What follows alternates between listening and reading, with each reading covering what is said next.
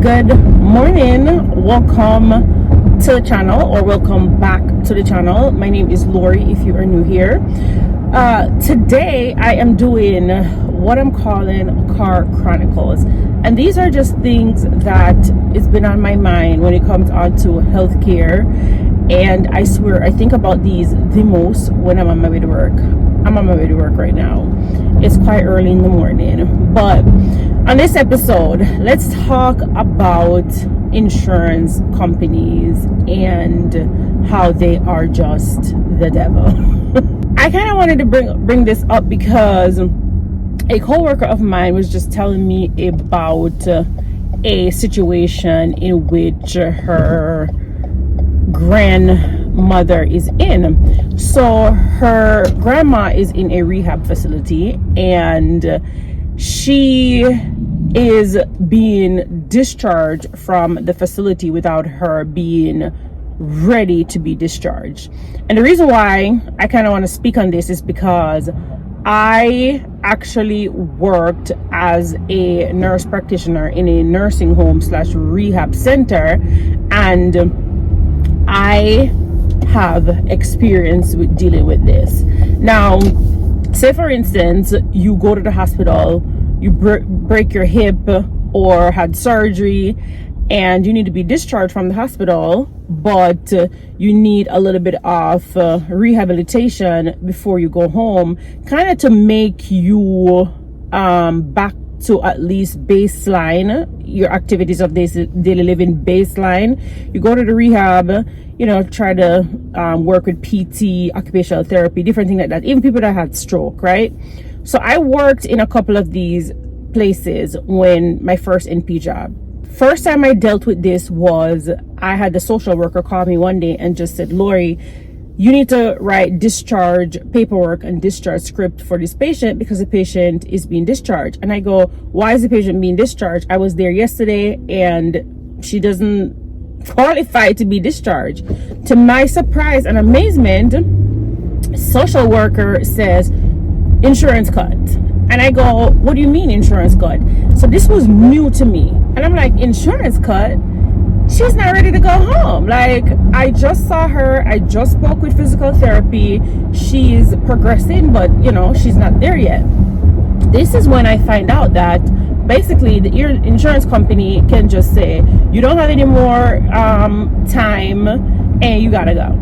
So it's either you pay the thousands of dollars that these nursing homes is charging, which some of them are slum. I mean, I don't know why they might charge so much money anyways, or you pack up your things and your people them have to come take you and carry you out your yard, and you're not ready.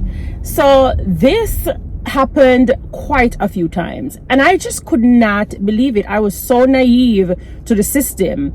And I remember one particular patient who the family appealed, and when the family appealed, what happened was they gave her 3 more days, I believe. So when she got 3 more days on the appeal, then they said, oh, it's time to go. And it went straight to the insurance company, said, okay, we want to have a meeting with the physician, the provider. So my boss wasn't available, so I had to be the one to go in the meeting because I kind of was seeing her more frequently anyways. I know her progression, I know her. I go in this meeting and I'm talking with the insurance company folks. So of course the insurance company is going to hire doctors and things like that, so they're reviewing our records, reviewing physical therapy, and then this doctor is on the phone saying to me, well, why does she need to stay there? And I'm thinking to myself, what in entire hell? Because I'm looking at her, I'm assessing her every day. Physical therapy is looking at her and assessing her. She's not ready to go home. And when I tell you, it didn't matter what I said, the goal of the physician for the insurance company is to pick apart everything and to say, okay, this patient don't need to be here. We're not paying for any more of this. It was so ridiculous and sad to me. This is why I will tell you, sometimes do not blame your doctor. Blame these greedy ass insurance companies. The corruption is real. It is just greed on top of greed, and really don't care about people's safety and health. I remember I had a patient that they did that to, and the lady was like, okay, whatever. And the lady got discharged. The lady went home, and then 24 hours later, she called EMS, took her back to the hospital. They kept her in the hospital, and they sent her back to the rehab place because she was like, what else am I gonna do? I don't know who told her she could do that, but I mean, if you're a social worker and you're watching this, you're a little bit more versed about this than I am. But I find it absolutely ridiculous and distasteful and just so bad. This is the reason, this is a part of the issue with healthcare.